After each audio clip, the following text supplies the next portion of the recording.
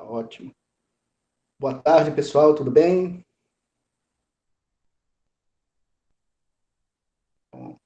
Hoje nós temos uma hora de aula aqui. Nós tivemos nesta semana já a primeira aula na quarta-feira e agora a segunda aula hoje, tá? Dependendo da semana, tá, pessoal? Eu posso usar 2 horas na quarta-feira, ou então 1 hora na quarta-feira e 1 hora na sexta, tá? E os dois outros horários, porque a gente tem 4 horas na semana, tá? Então, 2 horas vão ser online e, e 2 horas vão ser para tirar dúvidas aí à vontade que vocês precisem pode ser usando o WhatsApp, pode ser usando o chat, e assim por diante. Tudo bem? Todo o material que vocês precisarem para essa disciplina vai ser postado no Cigar. Eu já tenho esses materiais prontos aqui, só falta eu parar para postar. E assim que concluir essa aula, é a primeira coisa que eu vou fazer, tá? Inclusive, a aula o vídeo da aula passada, ele já está disponível através do YouTube. Eu vou passar esse link para vocês através do Cigar. Tudo bem? Assim, pessoal, eu vou evitar passar material pelo WhatsApp, tá? Pra gente, porque o que acontece? Se eu ficar passando material no WhatsApp, uns alunos vão ver e outros não. Aí o que vai acontecer é que vocês vão achar que aí eu vou dizer, pessoal, eu passei um material no cigarro, ou desculpa, no WhatsApp. Aí eu vou pedir para vocês procurarem, aí eu vou ter que ficar postando esse material várias vezes. Isso não é produtivo, tá? É melhor fazer tudo pelo cigarro. Então a gente vai adotar essa estratégia. Bom, quando a gente tem aula online, né? Uma das estratégias da gente trabalhar os materiais é pegar material pronto. Então, eu vou apresentar eu vou usar um material de PO resumido aqui do professor do IFRN. A gente vai já ver aqui, eu vou mostrar isso para vocês. Eu já vou compartilhar aqui a minha tela.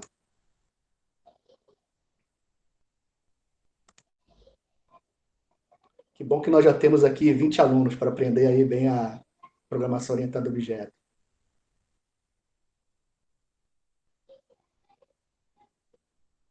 Então, vamos começar.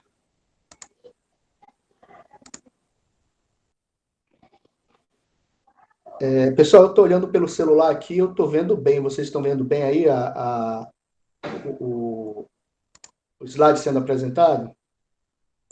Sim, professor. Então, tá ótimo. Aí eu queria só que vocês, assim, o Java, tá? Para a gente para a gente trabalhar, eu pedi para que vocês usassem o NetBeans 8.2, tá? A princípio eu tinha pedido o Eclipse, mas assim, como eu vi que estava começando a ter muita dificuldade, aí eu resolvi usar o NetBeans, tá? Que também é uma outra IDE, tá? IDE são as ferramentas ou softwares que a gente usa para programação, e o que é legal é que vocês vão aprender bem a usar essa ferramenta. Detalhe, tá? A IDE do NetBeans, ela não é o foco desse curso, então eu não vou entrar tanto em detalhe, mas vocês vão acabar aprendendo bem a usar. Até porque, assim, para você fazer a programação é necessário que você conheça a IDE. Só para a nível de informação, tá? IDE consiste no software que a gente usa para programação. Então, aqui eu deixo apresentar o NetBeans aqui para vocês rapidinho, só para vocês entenderem quem ele é aqui. Aí eu tenho uma dúvida para vocês. Todo mundo, uma ideia, qualquer ideia de programação para Java, tá? Ela exige um computador que não precisa muito poder de processamento. Então, assim, todo mundo tem computador em casa aí. Deixa eu fazer uma pergunta melhor. Responda aí, diga aí sim, quem não tiver computador em casa. Então, vamos responder assim, coloca todo mundo não. Quem não tiver computador nem notebook em casa, Diga para mim, professor, não tenho computador. Escreve aí no chat aí que eu vou, para que eu possa fazer essa apuração, tá? Isso é importante para eu saber como é que eu vou lidar aqui com a situação de vocês, tudo bem? E, obviamente, que eu vou lidar com a melhor forma possível para que todos vocês consigam acompanhar bem as aulas. Então, aqui, pessoal, ó, nós já temos uma IDE. Aqui na esquerda, a seta está aparecendo aí para vocês, são os programas aqui. Inclusive, já tem um monte de programas aqui que eu estava usando antes, tá? E aqui na direita são os códigos em si, ó. Opa, acho que isso aqui tá. Ah, tá. Só se colocar assim.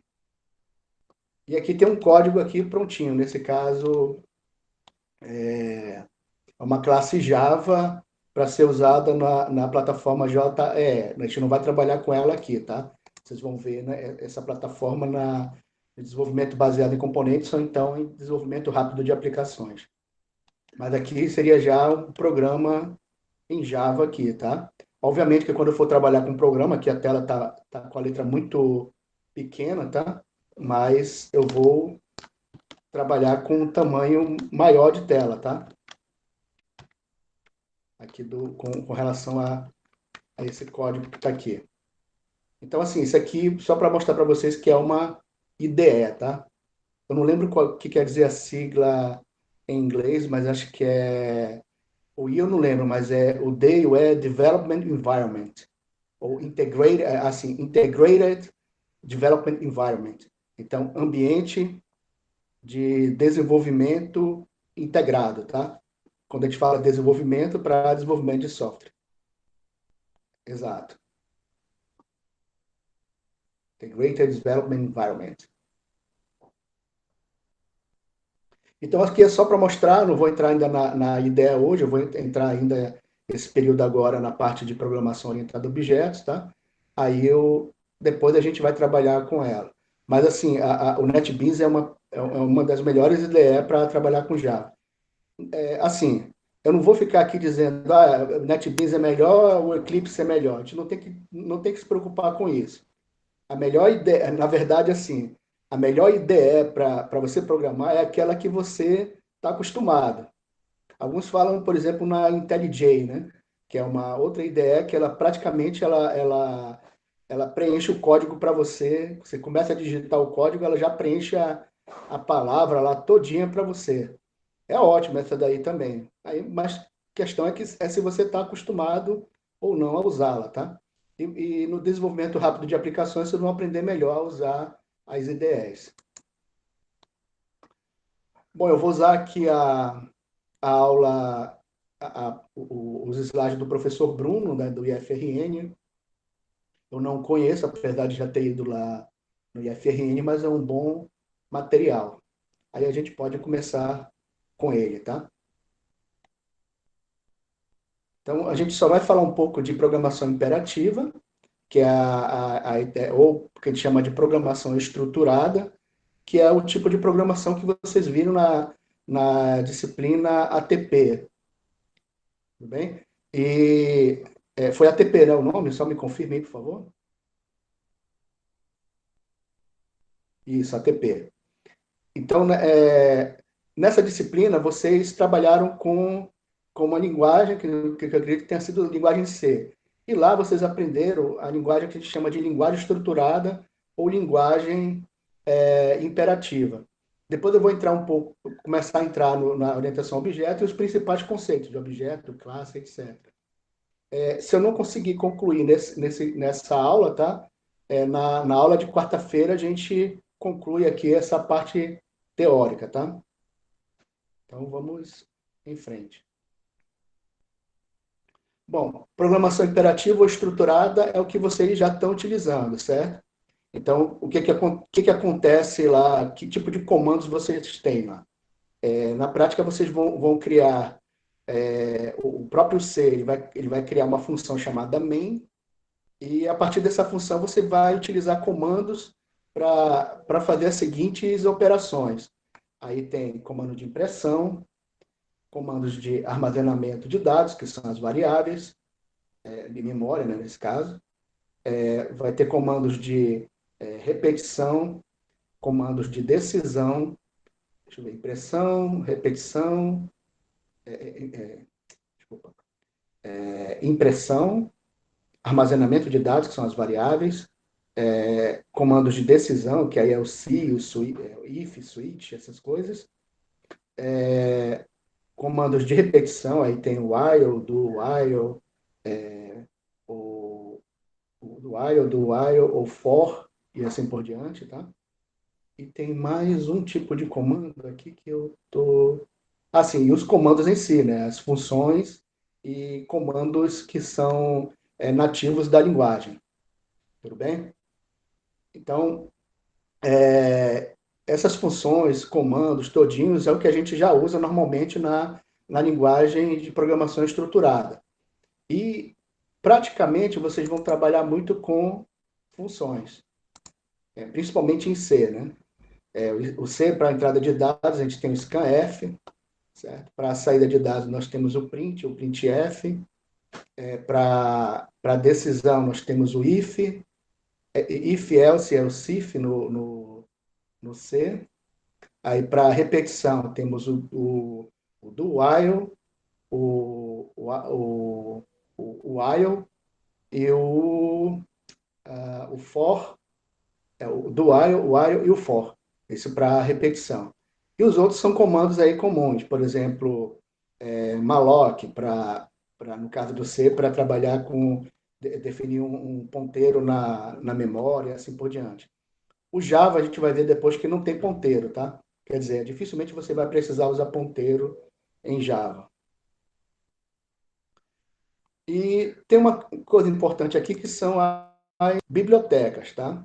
Tanto no Java quanto no C, nós temos várias bibliotecas. Aí tem algumas famosas que a gente vai ver também, né? Que é a biblioteca Math, que tem comandos para fazer cálculos aritméticos. Aí você vai ter comando de potência, tipo que é o poll. Temos comandos para tirar raiz quadrada, se não me engano, é o sqrt e assim por diante.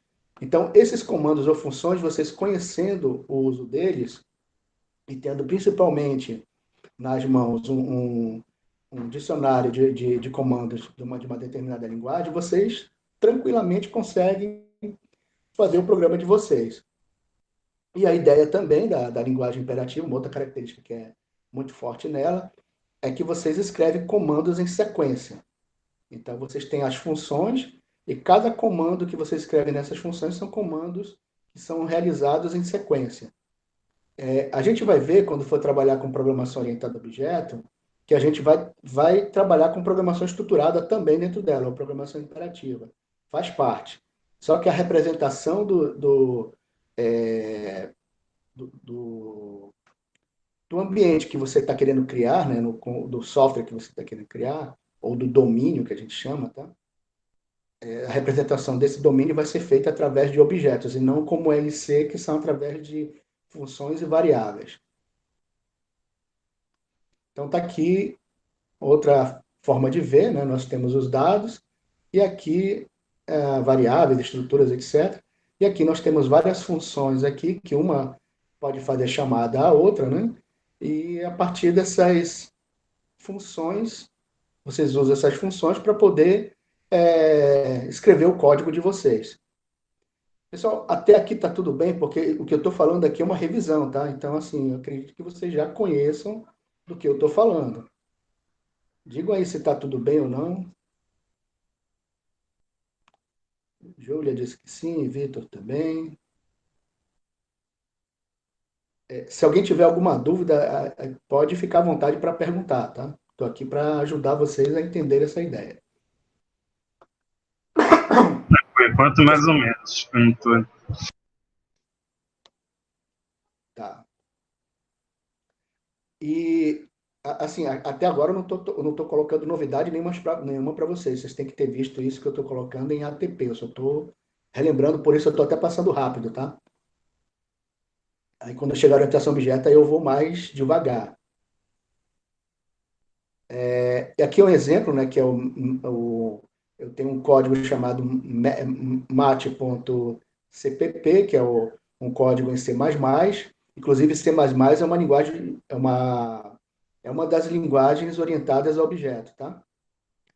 E nós temos também um header file, né, que é o mat.h aqui, que é o que vai ter as informações de algumas funções que vocês vão poder usar dentro do programa de vocês. Os header files do C. Então, eu tenho dados e funções independentes na programação imperativa.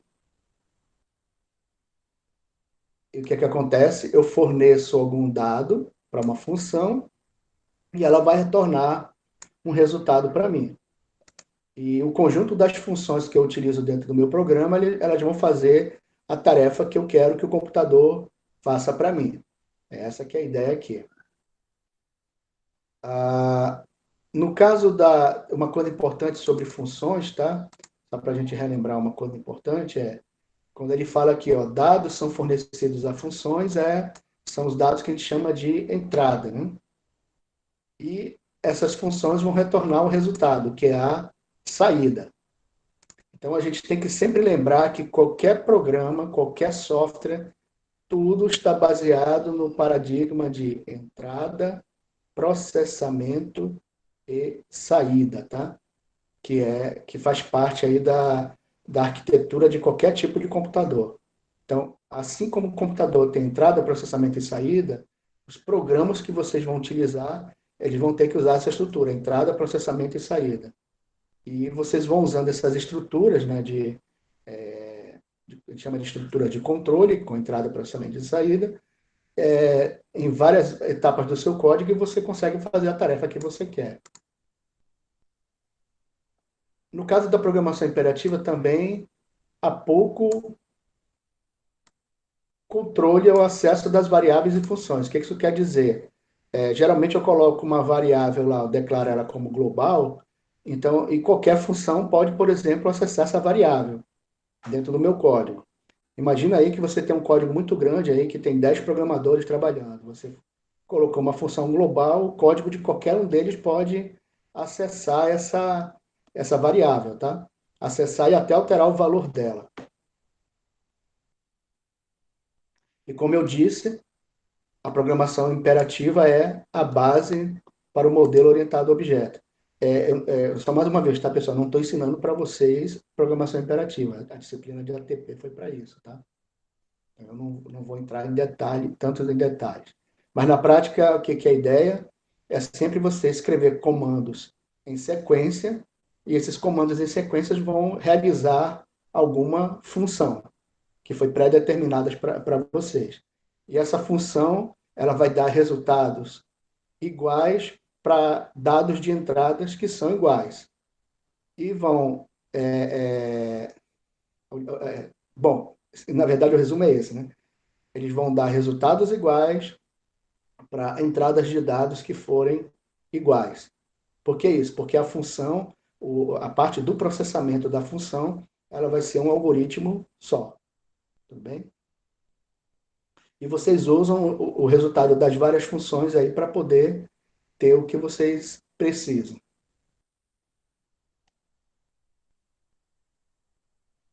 Aí agora vem a parte da orientação a objeto, programação orientada a objetos. O principal termo aqui, em relação, deixa eu ver aqui se ele está detalhando. O principal ente aqui na programação orientada a objeto é o próprio objeto. Deixa eu explicar o que é, por que primeiro de criarem a linguagem orientada a objeto. Para desenvolver o software, as etapas são, normalmente, tá? Mesmo que vocês vão ver se engenharia de software, tá? Mas eu posso adiantar para vocês. As etapas são análise, projeto, implementação e teste. Análise vai dizer o que é o software, projeto vai dizer como aquilo que você definiu vai ser construído, implementação é a construção do software em si, e os testes vão avaliar se aquilo que você escreveu está dando os resultados esperados. Isso é o desenvolvimento de software. Tudo bem? Muito simplificado, tá? Muito simplificado. E o que acontece? No geral, a gente, quando especifica um software, que é a parte da análise, antigamente a gente especificava através de documentos, muito parecido com o que vocês viram em ATP. E o que, que é? A pessoa passava, praticamente especificava um problema e na parte da implementação e do projeto, se projetavam e escreveriam algoritmos para resolver esse tipo de problema. Só que o que acontecia?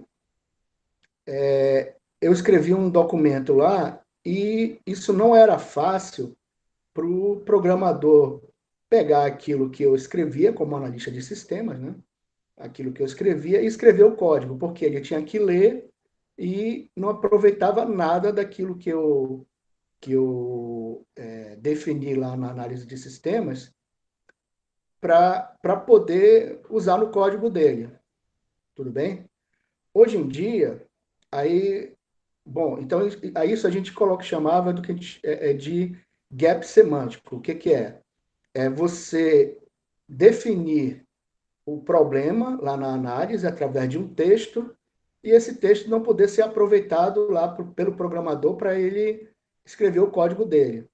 Quando eu digo aproveitado, é o seguinte, aqui, depois vocês vão ver que com a orientação a objeto, aquilo que você escreveu na análise, ele vai gerar código para você. Aí o programador vai detalhar esse código, a gente vai ver isso daí, tá? Então, aí o que eu estava falando? Essa documentação toda em relação o que é o software e como ele vai ser desenvolvido, ele, ele ficava muito vago em relação àquilo que o programador precisava para escrever o programa dele. E o que, que acontecia? Demorava muito tempo e, às vezes, o que o programador entendia do que seria o que o analista estava pedindo, não era o que o analista pedia. Então, tinha muito que a gente chama de retrabalho, muita correção de código. Então, para resolver esse problema, criaram a programação orientada a objeto. Isso foi na década de 50 ou 60 começou, né? Mas aqui no Brasil, ela pegou bem na década de 90. Aqui no Brasil, a programação orientada a objeto. E o que, que é a ideia? É você, na análise e no projeto, já ir especificando como é que você quer o software, ou seja, você define quais são os objetos que vão representar as coisas que existem no mundo real. Então, eu vou representar tudo que existe no mundo real através de objetos. E esse tudo, o que vai ser representado, a gente chama de domínio. Lembre bem dessa palavra, domínio. Então, um domínio, o que, que ele é? Ele é uma área de conhecimento que existe no mundo real. Por exemplo, a medicina. A medicina é uma área de conhecimento. A computação é outra área de conhecimento. A agronomia, outra área de conhecimento. Então, todas são domínios. E esses domínios, o que, que ele vai trazer para vocês? Vários conceitos. Então, se você está falando de agronomia, a gente vai pensar em quê? A agropecuária, que é a parte do manejo do gado, e a gente vai ter a parte de ecologia, vai ter a parte de manejo de plantas. Então, assim, na área agrônoma, quais são as palavras que assim que vão ser comuns lá naquele mundo lá? Semente, planta, defensivos agrícolas, máquinas agrícolas, terra, terreno, adubo. São palavras que vocês vão ouvir no domínio da agropecuária. Todo mundo está entendendo isso daí, pessoal? Eu estou falando do domínio da agropecuária. Aí, já no domínio da medicina. que a gente vai ter de palavras que são comuns? Médico, enfermeiro, paciente, remédio, injeção, que mais? Doença, cura, tratamento, protocolo de tratamento, que mais aqui? Prontuário, procedimento médico. Então, assim, são palavras que a gente vai ouvir lá no jargão ou no domínio médico, da medicina. Agora vamos ver outro domínio, da computação. Algoritmos, variáveis, estruturas, computadores, impressoras, monitores, mouse, teclado, scanner. Então, essas são palavras que vocês vão ouvir lá no domínio da computação. E no domínio de uma casa, engenharia também, engenharia civil, vamos supor. Aí você vai ter quartos, sala, quarto, sala, parede, teto, chão, o que mais aqui? Armários, portas, janelas. Vocês estão entendendo? Então, cada domínio desse, ou seja, o que é um domínio? É uma área de conhecimento. E cada domínio desse, eles têm palavras, ou termos, ou conceitos que são próprios do domínio. Queria que vocês tirassem dúvidas. Pessoal, entender o que é domínio e entender o que são os conceitos desses domínios.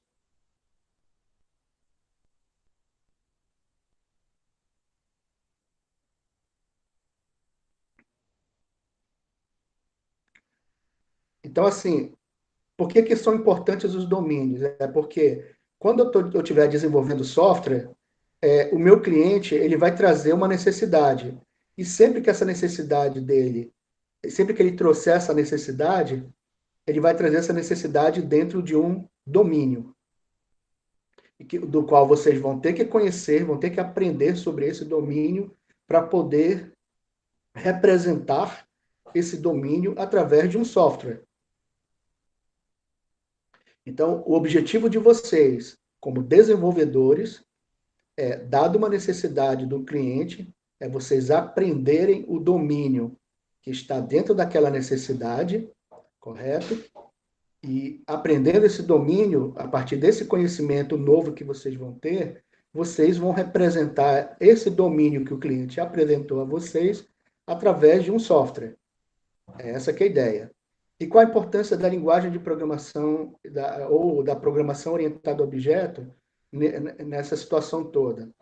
É que, como eu falei de representar o domínio, a programação orientada a objeto ela vai fornecer meios desde a análise de sistemas até os testes. Então, assim, ela vai fornecer para vocês uma forma de representar esse software que vai ser a mesma desde a análise de sistemas, passando pelo projeto e a implementação até os testes. Então, o que acontece? A gente elimina o que nós chamamos de gap semântico. O que seria a pessoa escrever alguma coisa na análise de sistemas e nada daquilo ser aproveitado diretamente pelo programador e pelo testador. O que eu quero dizer é que é o seguinte, com a programação orientada a objeto, o analista de sistemas ele vai representar os domínios através do que chamamos de objetos. A gente vai já ver o conceito dele, tá?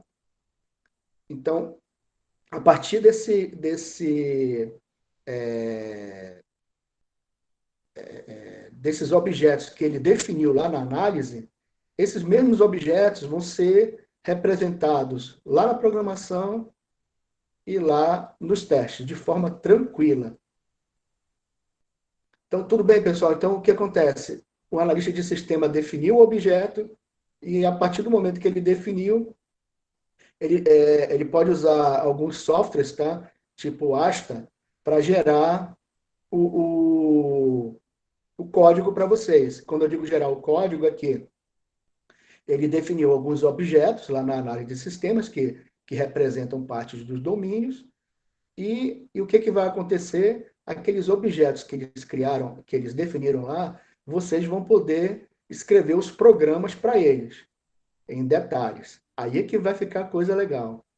Então, antes, quando o professor de vocês de ATP dizer assim para vocês, pessoal, faça um algoritmo, ou então faça um programa em C que, aí ele coloca que dados dois números, eles retornem a soma desses números.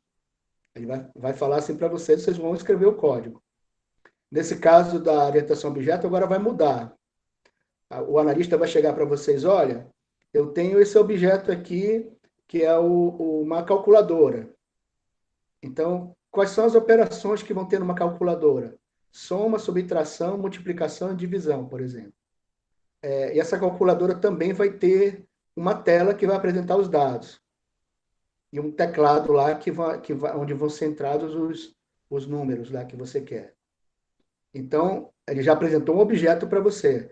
Aí, o que ele faz? Ele define esse objeto lá na análise, e o programa que ele usa para definir o objeto, deixa eu colocar aqui o Asta para vocês rapidinho, só para entender isso, tá?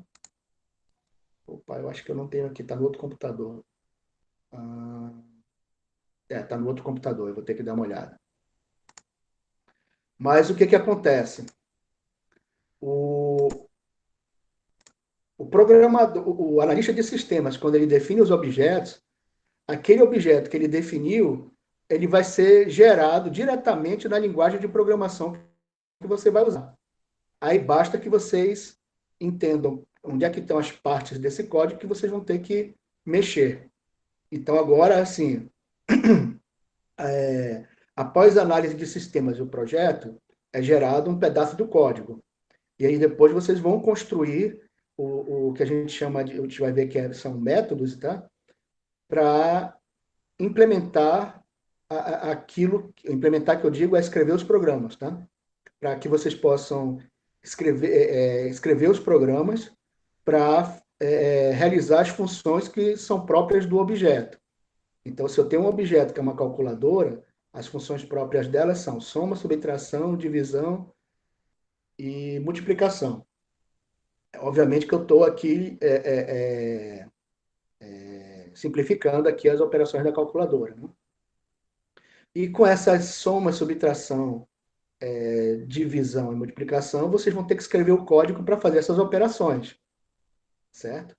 Então, antes vocês tinham funções, né, que ficavam espalhadas pelo código. Agora vocês não têm mais funções. Vocês vão ver que essas funções elas vão ser os métodos. E esses métodos estão ligados a um objeto. Aí a gente vai já ver como é que trabalha cada um deles. Até aqui vocês entenderam qual a importância da programação objeto? Vitor, pode perguntar.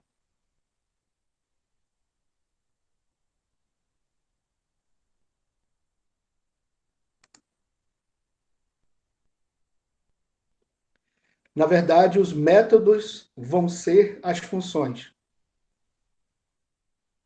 A gente vai ver isso com mais detalhes. Tudo bem? Os métodos vão representar os procedimentos e as funções. Tudo bem? Mas só que tem uma diferença que vocês vão já ver daqui a pouco, que os métodos, eles estão ligados a um objeto, tá? Eles vão sempre estar ligados a um objeto. Essa que é a diferença. Mas o que eu quero que vocês entendam é o porquê da programação orientada a objeto. É que quando nós tínhamos a que a gente chama de programação estruturada e análise estruturada, análise e projeto estruturado e implementação estruturada, que é o que a gente chama da linguagem que vocês estão usando até agora, né? Nós temos um problema chamado gap semântico. Ou seja, o analista de sistemas especificava o software, mas aquilo não dava para ser aproveitado diretamente para a programação. Obviamente que o conhecimento sim, tá? Mas tudo que ele criava lá não virava programa de forma tão fácil. com a programação orientada a objeto, vocês vão ver que isso vai ser bem mais simples, porque o analista de sistema vai definir os objetos e o programador vai implementar os métodos e vai criar também o que a gente chama de atributos, que, assim, que os atributos são como se fossem as variáveis, tá? Só que eles têm umas diferenças que a gente vai ver aí durante essa disciplina. Até aqui tudo bem, pessoal? O mais importante que vocês entendam é que agora o analista de sistemas ele vai passar para vocês objetos prontos, especialmente usando a linguagem UML. Aí vocês vão escrever esses objetos exatamente como ele fez lá, certo? E vão escrever esse código para desenvolver o software de vocês. Tudo bem até aqui? Entenderam a ideia de gap semântico? Deixa eu colocar aqui a palavra. Gap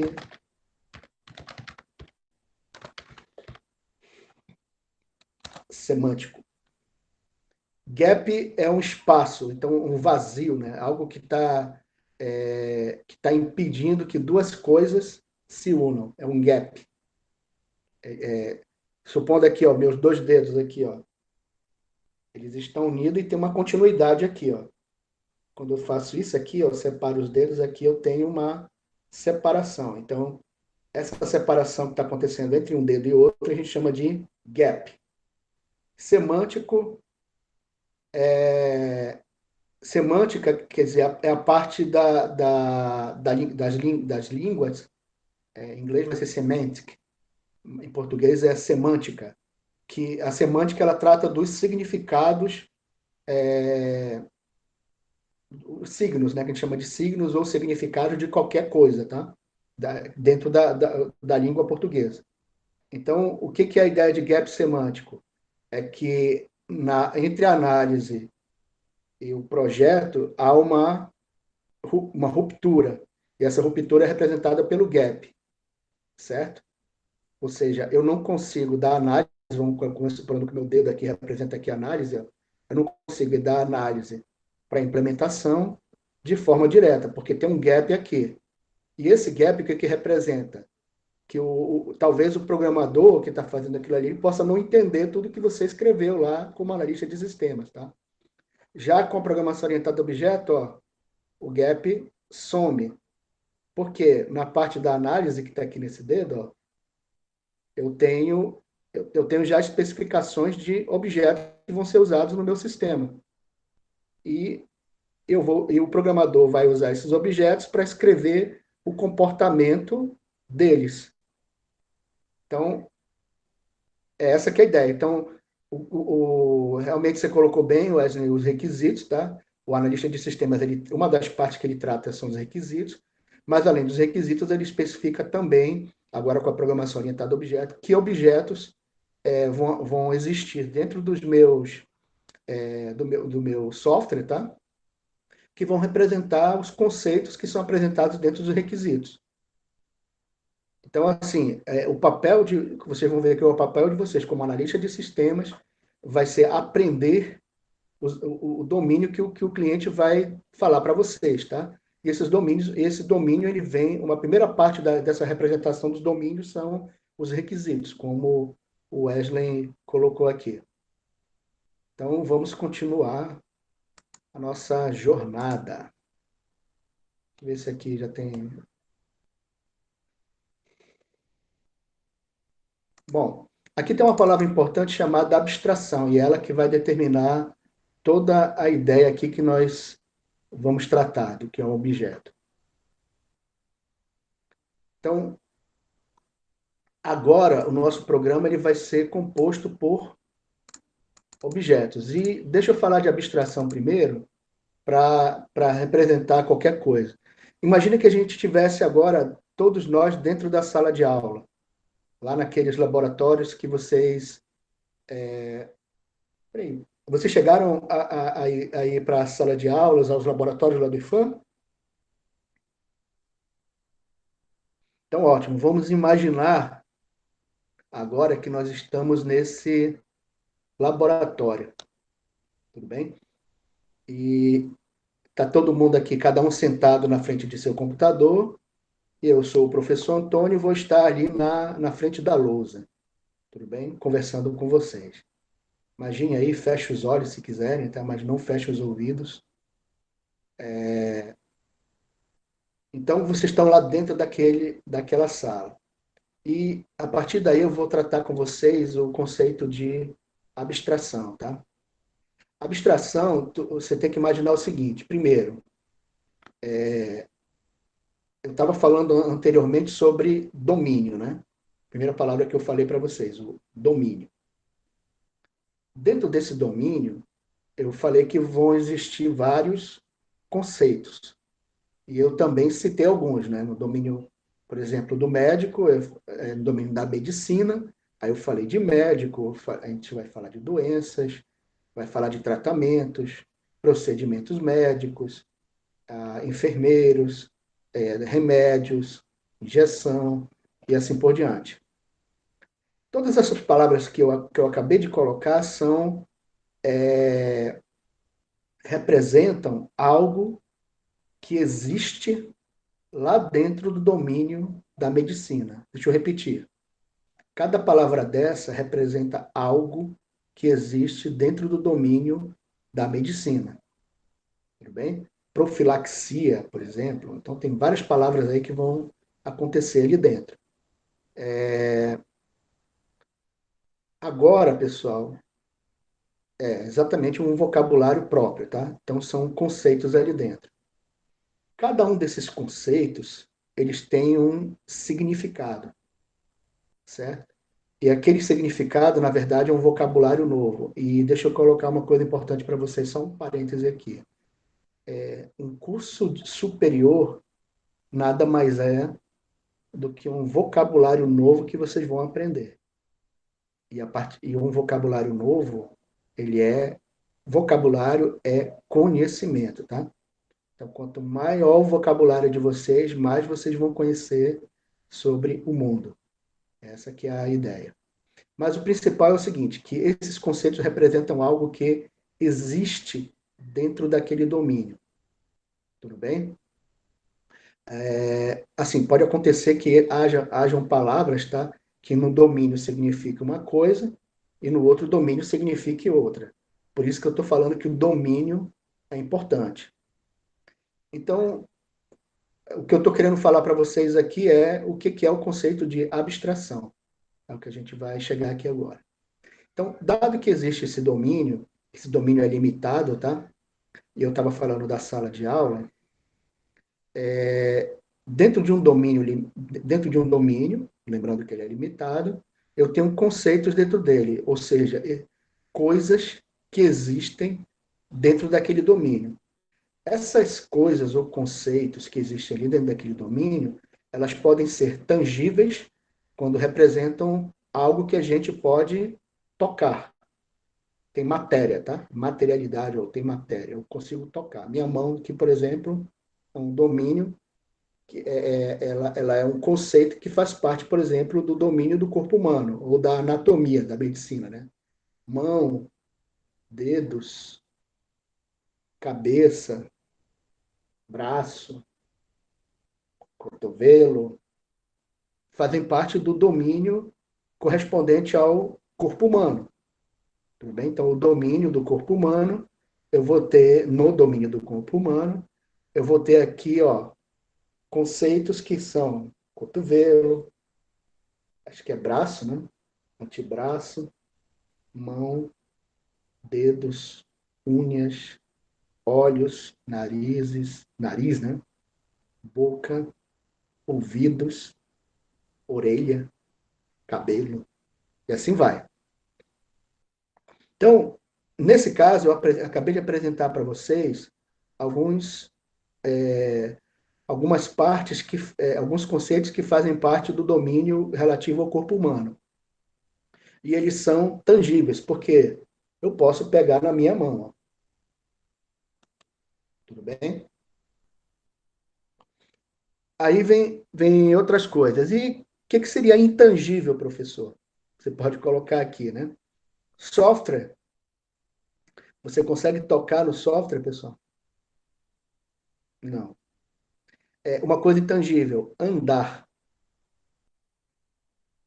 o andar da pessoa, né? O jeito que ela anda, ele é tangível? Não, você não consegue tocar em algum um sujeito ou substantivo chamado andar, ou a forma de andar de alguém. Você só consegue colocar. Então, vamos ver. Imagem da visão. Também ele é intangível, tá? A gente não consegue ver o que os olhos estão vendo. Vocês estão entendendo aqui? Ah, pensamento. Pensamento é totalmente intangível. Eu não consigo imaginar o que vocês estão pensando agora, né? Obviamente que eu tenho alguma ideia aqui de que vocês estão pensando aqui nos conceitos que eu estou colocando. Mas o pensamento, ele é algo totalmente intangível. Tudo bem? Ou seja, eu não consigo pegar num pensamento. Ó. Ele não tem matéria. Mas o pensamento faz parte do, do domínio do corpo humano também. Certo? A voz. Vocês conseguem tocar na voz? Aí você fala assim, não, professor, mas eu consigo ouvir, né? A voz é tangível? Não, porque eu não consigo, ela não tem matéria, eu não consigo ouvi-la. O ar que eu respiro faz parte? Ele é tangível? De certa forma, sim, que você acaba sentindo o ar quando ele está em movimento. E não, porque se você não tiver em movimento, ou seja, não tiver vento, você não consegue sentir. Mas você vai ficar respirando aqui. Então, aí depende de como você pode ver. Mas o mais importante aqui não é saber se o ar é tangível ou não. O mais importante é vocês entenderem o conceito de tangível e intangível. Tá claro o que é tangível e intangível, né? Na verdade, é um conceito que até vocês já devem conhecer. Tá tudo bem? Eu só estou falando para alinhar. Olha só, inteligível é uma coisa que eu não estou falando aqui, tá?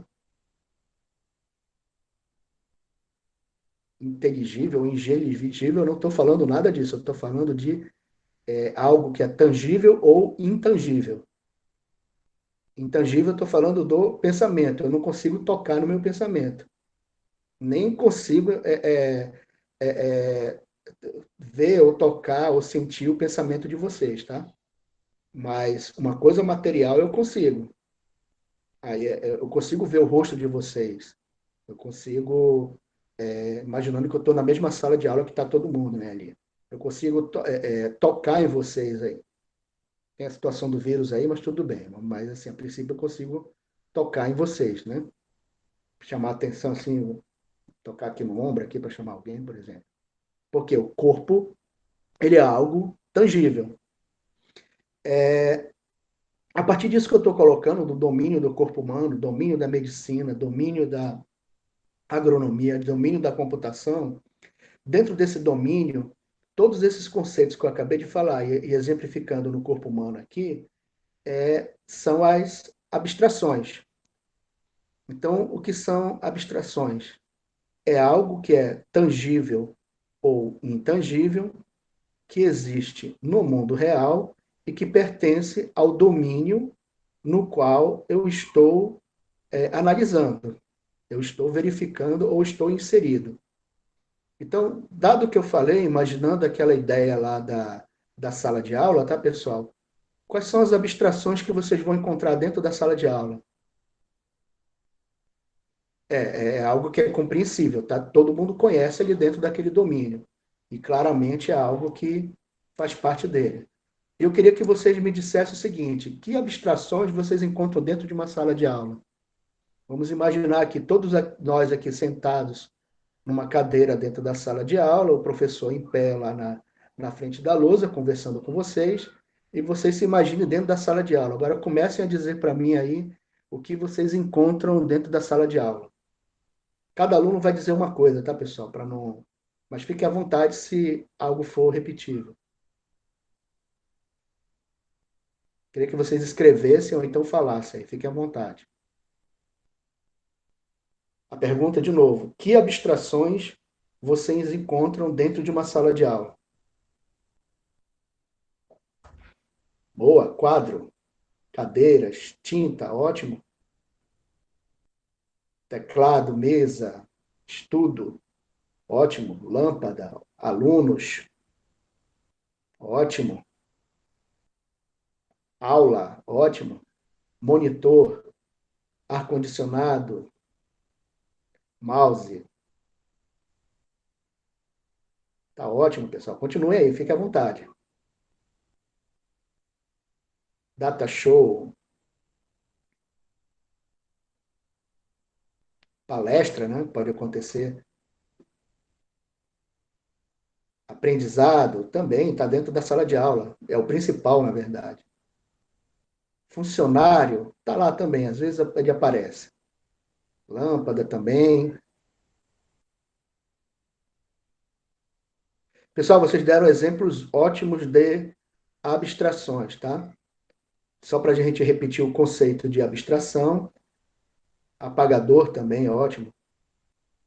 Só para a gente repetir o conceito de abstração, ela é algo que existe no mundo real, especialmente dentro do domínio em que estamos analisando. Uma coisa aqui importante, tá, pessoal? Deixa eu ver aqui dentro da sala de aula. Dar uma pensada numa coisinha aqui. Tá. Uma, um, uma serra tico-tico, um serrote, ele faz parte da sala de aula?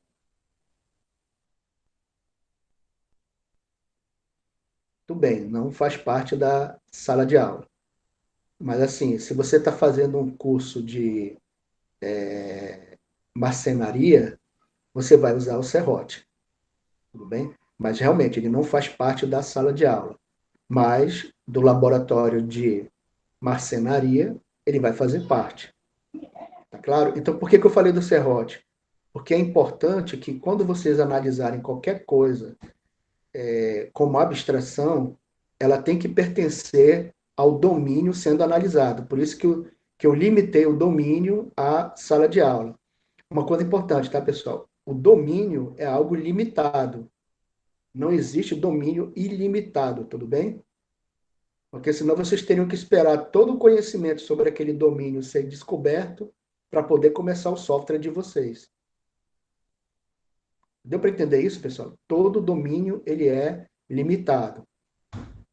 Tudo bem? E o exemplo do serrote que eu estou colocando para vocês é justamente para vocês entenderem que existem abstrações que não fazem parte de um determinado domínio. Tudo bem? E outra coisa importante, eu vou falar de dois domínios interessantes, tá? Para a gente concluir aqui a parte de abstração. Abstração livro, tudo bem? Ela pertence a dois domínios, que eu vou colocar que são diferentes. A biblioteca e a livraria.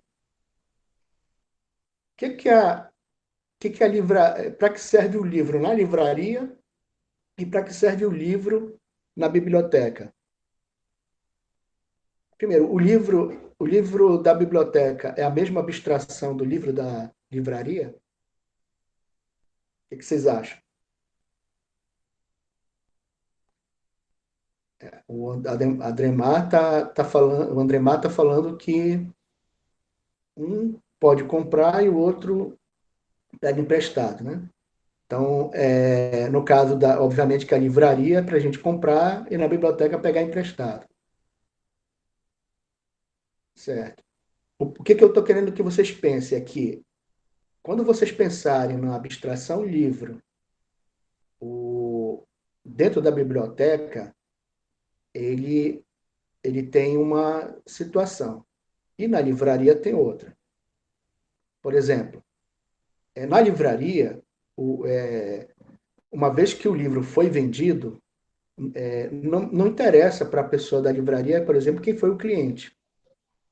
Agora, lá na biblioteca, quando você emprestou o livro, interessa para o bibliotecário quem foi a pessoa que emprestou. Então, observem lá que na biblioteca nós vamos ter o a pessoa que empresta, tá? Que pede emprestado o livro. Vamos supor lá o usuário da biblioteca, vou chamar desse nome aqui. Porque pode ser um professor, pode ser um aluno, pode ser um funcionário, pode ser uma pessoa da comunidade, assim por diante. Mas eu preciso representar a pessoa que empresta o livro, tá? Esse alguém que empresta o livro. Já na livraria, uma vez que eu vendi o livro, não me importa para quem foi. O que vai interessar é o seguinte: qual foi o preço do livro e quanto foi que eu recebi, o preço pago pela pessoa, e qual foi o livro que saiu. Bem, isso que vai interessar. Na biblioteca, pessoal, interessa o preço do livro para fazer empréstimo para alguém? Vai fazer alguma diferença no empréstimo de um livro da biblioteca? O preço do livro? Obviamente que não. Não, depende não, Isadora. Não mesmo, desculpa. Mas realmente é não, tá? Não, não. Mesmo na biblioteca aí se ela perder, deixa eu ver. Deixa eu dar uma olhada aqui. Ela vai ter que devolver o valor desse livro. Pode até ser, mas no empréstimo em si, ela não precisa aí. Vai depender, tá? Isso daí tem realmente a palavra depende aí que eu acabei caindo na da Isadora aí. Depende. Verdade. Vai depender aí se dessa situação eu tenho que saber realmente. Então, vamos voltar aqui. Então, primeiro, entender o conceito de abstração, pessoal. Deixa eu repetir de novo. É algo que dentro de um domínio, certo? É algo que existe dentro de um domínio, é algo intangível, que tem um conceito, tá? E que é usado dentro daquele domínio, e que é importante dentro dele. E eu acabei de colocar assim que uma mesma abstração, tá? Ela pode estar em domínios diferentes. Só que em cada domínio ela pode ser tratada de uma forma diferente, certo? Então, apesar dela ser similar nos dois, ela vai ser tratada de forma diferente. E a abstração, tá? Que são coisas que existem no mundo real, que são tangíveis ou intangíveis e que pertencem a um domínio, elas vão ser chamadas depois de objetos. Então, se você quiser perguntar, professor, qual é o conceito de objeto? Objeto é uma abstração. Ou seja, é algo que existe no mundo real, dentro de um domínio, e que pode ser tangível ou intangível, e é importante dentro daquele domínio. Uma coisa que é interessante, tá, pessoal? Um domínio pode ter várias abstrações, tá? Mas nem todas as abstrações que existem dentro daquele domínio vão fazer parte do, dos sistemas que vocês vão desenvolver, tá? Então, assim, apesar do domínio existir, pode acontecer que algumas abstrações dentro do domínio não vão fazer parte do software de vocês. Por exemplo, na biblioteca, um aluno emprestou um livro e ele sentou numa mesa para ler. Não interessa para o software qual é a mesa que ele sentou, a não ser que haja um aluguel de espaço ali dentro, tá?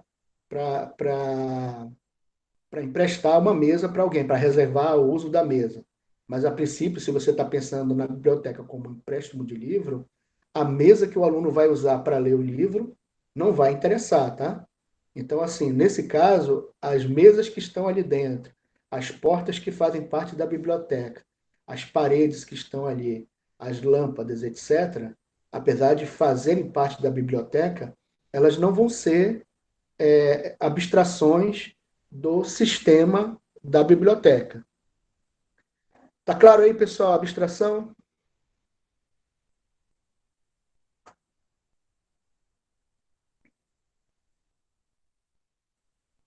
Tudo bem?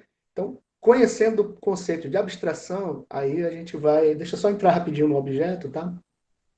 Para a gente tentar fechar aqui. Então, todos os objetos são abstrações, tá? Pode haver troca de mensagem, composição, hierarquia, isso aqui a gente vai ver depois. Eu não vou entrar nisso aqui agora, porque senão vai confundir muito vocês, tá? E o que é mais importante? Agora, na programação orientada a objetos, antes o programa de vocês ele era composto de funções. Agora ele vai ser composto de objetos que comunicam entre si, tá bom? A gente vai ver. E eles trocam mensagens entre eles. A gente vai ver como isso funciona, tá? Então, aqui para fechar a parte de hoje, tá? Então, eu vou ter aqui vários objetos. Cada objeto desse é uma abstração dentro de um domínio, certo? E aqui essas setas representam mensagens sendo trocadas entre um e outro. A gente vai ver como é que trata essas mensagens aí depois. Então, assim, a gente vai ver também que lá na programação imperativa, os dados são representados por variáveis e funções, né? E os programas vão ter dados e funções. Só que agora, dentro da orientação a objeto, a gente vai ver que os dados e funções que vocês tratavam antes, eles vão estar dentro dos objetos e não mais espalhados dentro do código, tá? E a gente vai ver também alguns outros conceitos que a gente importantes que são encapsulamento, métodos, classes, funções e assim por diante. Pessoal, já deu horário aqui com vocês, tá? Queria ver se alguém tem mais alguma dúvida. Para a gente entender, tá? O que que foi, em resumo, o que que foi visto hoje. A gente viu um pouco de programação imperativa, só foi um resumo, tá? Já que vocês já viram na disciplina de ATP. E, e eu falei também do porquê que se começou a programação orientada a objeto. Eu falei do que era o que a gente chama de gap semântico, tudo bem? Ou seja, na análise e no projeto, a gente definia uma especificação de um software e havia um gap, ou seja, uma diferença aqui, né, entre que o programador entendia e o que o analista de sistema estava especificando. Isso é o gap semântico. A programação orientada a objeto ela veio para eliminar esse gap, unir através dos conceitos de orientação a objetos, né? Principalmente os objetos, que são definidos na análise, eles são aproveitados todos na implementação. Na análise e projetos são aproveitados todos eles na implementação, tá? E nós vimos também o conceito de abstração, primeiro foi de domínio, né? Domínio é uma determinada área que ela é de interesse da pessoa que tá especificando o software, está desenvolvendo o software, ou do desenvolvedor, do analista de sistemas, ou do programador. Então, eu falei do domínio, e em seguida, aqui dentro do domínio, nós temos diversas abstrações. E a gente viu uns exemplos lá da sala de aula, para que a gente encontrasse algumas abstrações dentro da sala de aula. E eu falei também que nem todas as abstrações elas são vistas da mesma forma, mas em domínios diferentes. Eu mostrei isso através do exemplo do livro. Tudo bem? Então, a nossa conversa foi nesse sentido. E deixa eu só mostrar rapidinho que eu vou colocar para vocês aí no cigar, tá? Vou pôr nesse aqui não. Tem um livro aqui, tá aqui, ó. Tem um livro de introdução à programação orientada a objeto, tá? Que ele é do ETEC, que eu vou colocar para vocês. Deixa eu pegar aqui o... Então, aqui vocês vão... Ele está muito voltado para o Java, mas vai ter um pouco lá da introdução. Mas, assim, o principal aqui vai ser essa ideia da aula 3 aqui, ó. Que é o que a gente vai ver aqui nesse livro. Tudo bem? Introdução, modelos, objetos, classes, trocas de mensagem, assim por diante.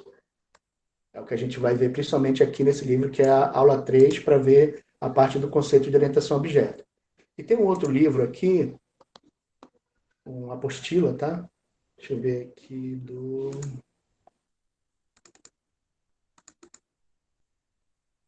Deixa eu ver, tá aqui, ó.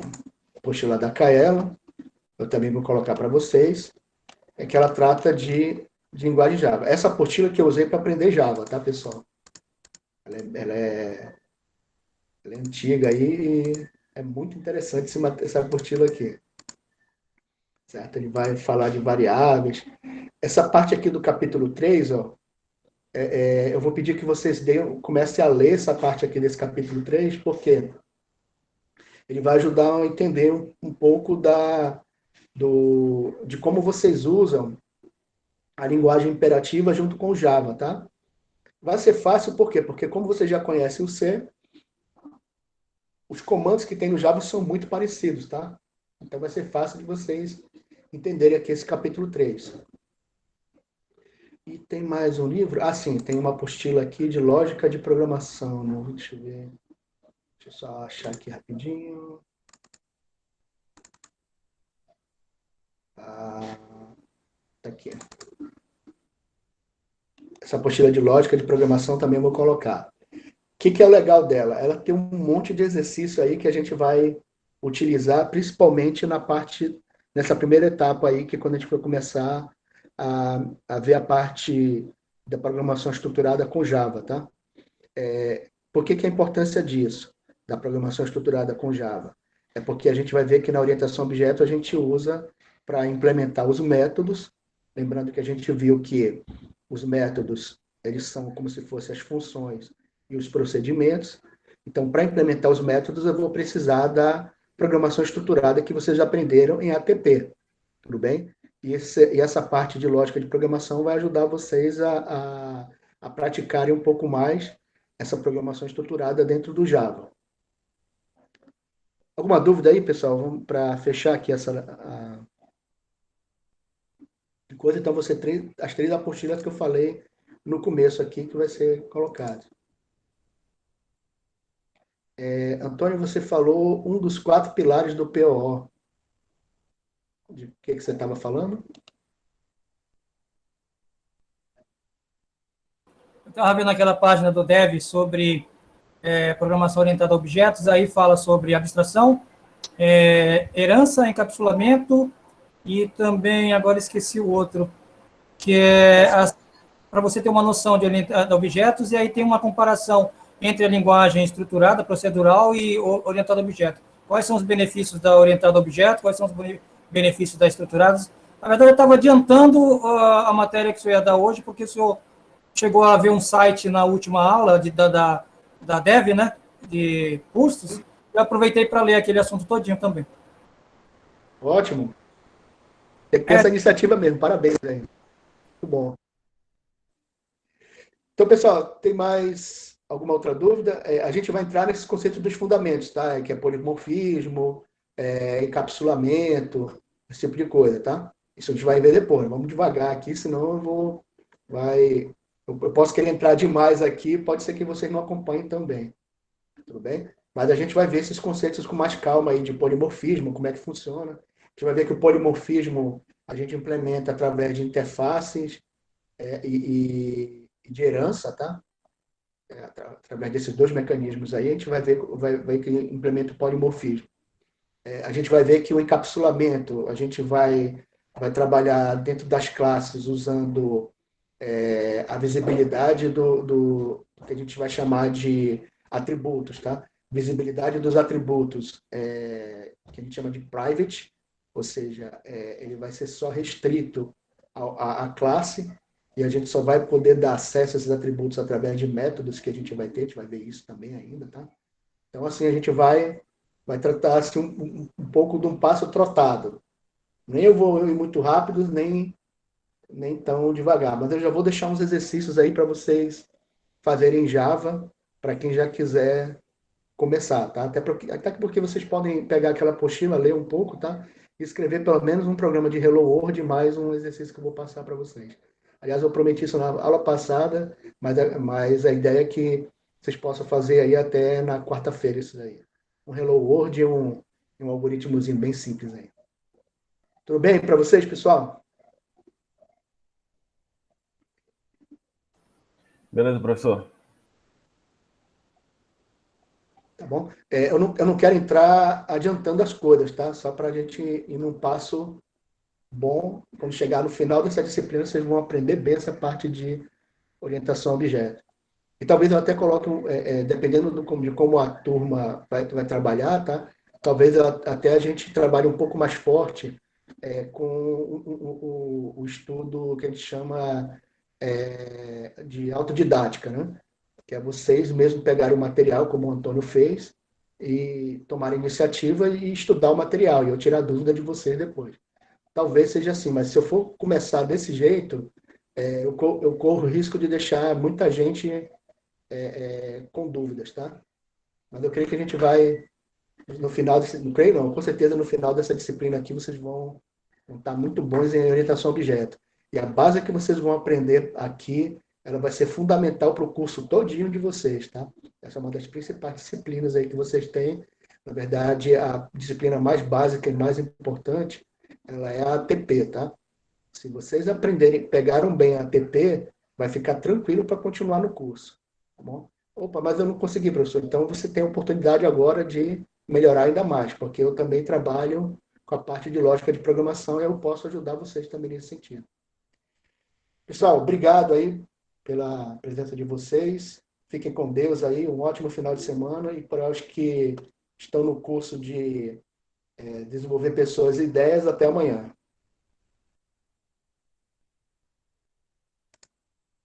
Boa tarde, professor. Até amanhã. Ah, desculpa. Se alguém não colocou nenhuma mensagem aqui, tá? Eu peço que escreva o nome de vocês para fazer a chamada aqui.